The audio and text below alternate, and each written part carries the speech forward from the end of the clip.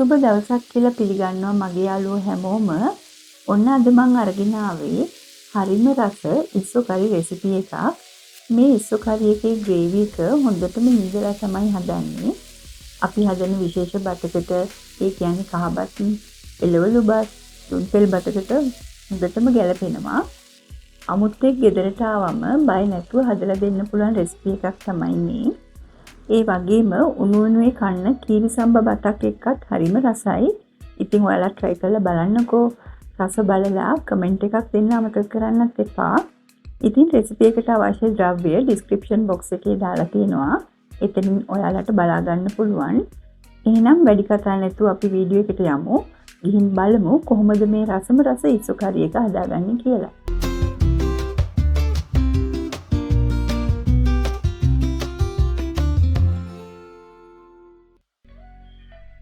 මෙතන ඉස්සු ග්‍රෑම් 350ක් තියෙනවා.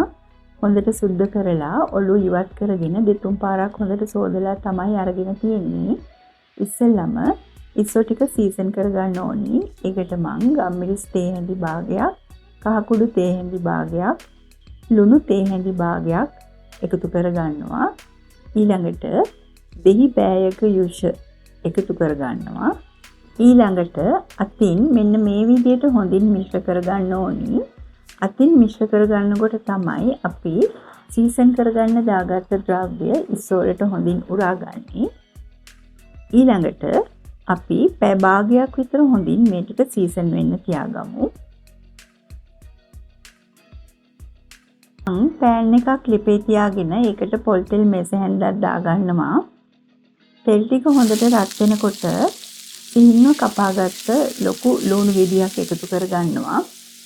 මේ ටික හොඳින් ටෙම්පරාදු වෙනකොට ඊළඟට මං උඩාවට කපාගත්ත තක්කාලි ගෙඩියකුත් එකතු කරගන්නවා. දැන් මේ ටික හොඳට තෙල් වල ටෙම්පරාදු කරගන්න ඕනි. ඊළඟට මං ඉඟුරු සුදු ලුණු පේස්ට් එකෙන් තේ හැඳි දෙකකුත් දාගෙන මේ ඔක්කොම හොඳට තෙල් වල ටෙම්පරාදු කරගන්නවා. මෙන්න මේ වෙලාවේ හරිම සුවඳයි. මෙන්න මේ විදිහට හොඳට මිශ්‍ර කරගන්න ඕනි. මෙන්න මේ ගානට ටෙම්පරාදු වුණාම ඇති. දැන් මේ මිශ්‍රණය ටිකක් නිවෙන්න ඇරලා මම බ්ලෙන්ඩර් එකට දාලා පේස්ට් එකක් හදාගන්නයි යන්නේ. ඔයාලට මේ ටික මිරිස් ගලක උනත් කරගන්න පුළුවන්. ඊළඟට මම පෑන් එකක් ලිපේ තියාගෙන ඒකට පොල් තෙල් තව මේස හැන්දක් දාගන්නවා.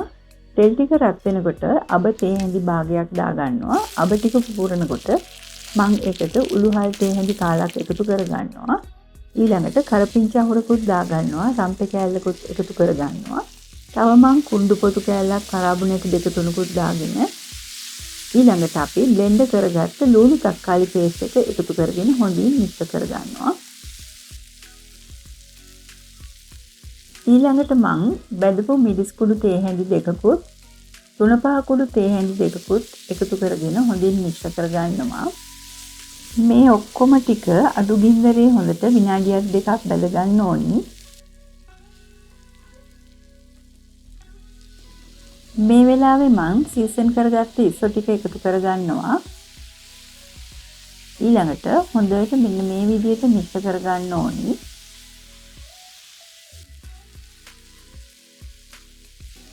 ඉස්සු ටික මේ තෙල් මිශ්‍රණය හොඳට බැදෙන්න අරින්න.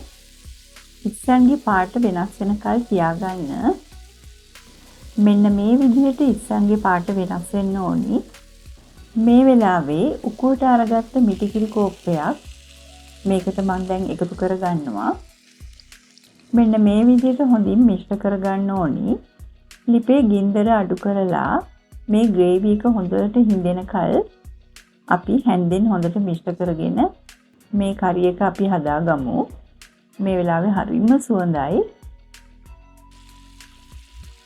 මම මේ කරි එකේ පාට ටිකක් වැඩි කරගන්න කහ කුඩු තේ හැඳි කාලක් එකතු කරගන්නවා. ඊට පස්සේ රස බලලා ලුණු ටිකකුත් දාගන්නවා.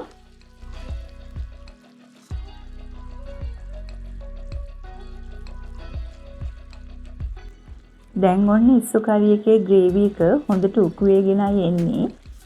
මේ වෙලාවේ ඔයාලා ලිපේ ගින්දර හොඳට අඩු කරලා තියාගන්න.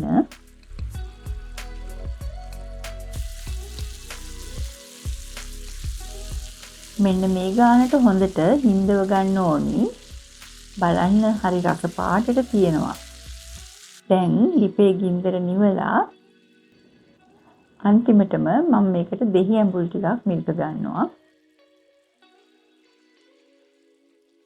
ඔන්න අපේ රසම රස ඉස්සෝ කරි එක හදලා ඉවරයි.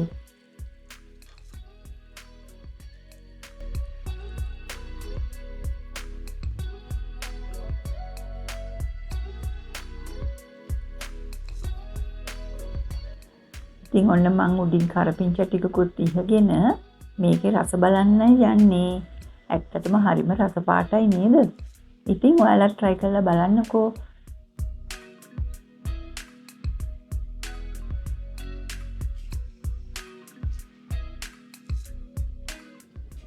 ඉතින් මගේ මේ වීඩියෝ එක හොඳ නම් like කරලා යාළුවෝ අතර share කරන්නත් අමතක කරන්න එපා. තවමත් මාව subscribe කරලා නැත්නම් subscribe කරලා bell icon එකත් click කරන්න කියලා මම ආදරෙන් ඉල්ලනවා. තවත් මේ වගේ රසවත් වීඩියෝ එකක් අරගෙන ඉක්මනට මම ඔයාලා හමු වෙන්න එන්නම්. මගේ මේ වීඩියෝ එක නරඹපු ඔයාලා සියලු දෙනාටම ගොඩාක් ස්තුතියි.